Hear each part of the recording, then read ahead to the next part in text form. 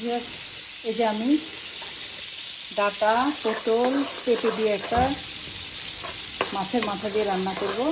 ওই মাছের মাথা দিয়ে এখানে আমি সব মশলা দিয়েছি, পেঁয়াজ, কাঁচামরিচ, লবণ, আদা, রসুন, জিরা সব একটা মিক্স করে দিয়েছি। মরিচের গুঁড়াটা একটু কম দিয়েছি আমি। আর এই যে আমার তরকারিগুলো ধুয়ে ঝরিয়ে নিয়েছি, ডাঁটা, পটল আর পেঁপে।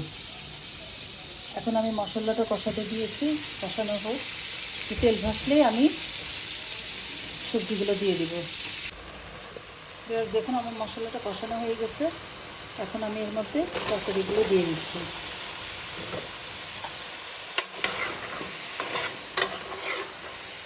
যেহেতু মশলা থেকে তেল উঠেছে তার জন্য আমি অল্প একটু পানি দিব। পানি দিয়ে এটাকে কষাতে হবে। এখন এটা আমি কষাবো 5 থেকে 10 মিনিটের মতো। ঢাকনা দিয়ে দিচ্ছি।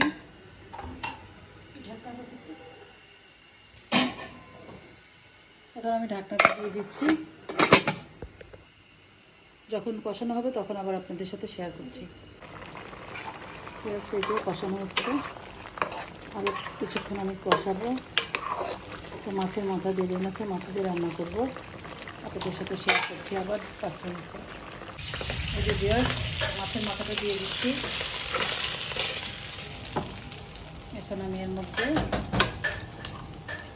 ঝোলটা দিয়ে দেব, তরকারির ঝোল।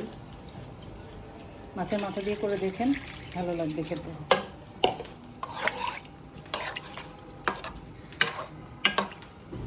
অনেক সময় মাথা খাওয়া হয় না, তো আমরা মাথাটা রেখে দিই, কী খাবো চিন্তা করি। এভাবে রান্না করলে অবশ্যই ভালো লাগবে, পেঁপে, পটল আর ডাঁটা দিয়ে। এখন এটা আমি ঢেকে দিব, 5 মিনিট পর আবার শেয়ার করছি।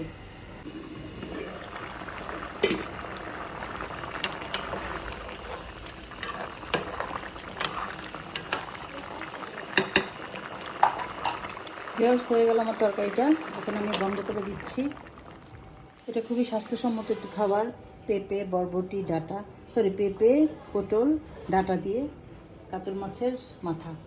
যদি ভালো লেগে থাকে অবশ্যই তৈরি করে খাবেন, আর পাশে থাকবেন, সাবস্ক্রাইব করবেন, কমেন্টস করবেন। অনেকে কমেন্টস করছে, অনেকে কমেন্টস করছেন না। প্লিজ কমেন্টস করে জানাবেন কেমন লাগলো, আমার রান্নাগুলো কেমন লাগে অবশ্যই জানাবেন, পাশে থাকবেন। তাহলে আজকে এই পর্যন্তই। আল্লাহ হাফেজ।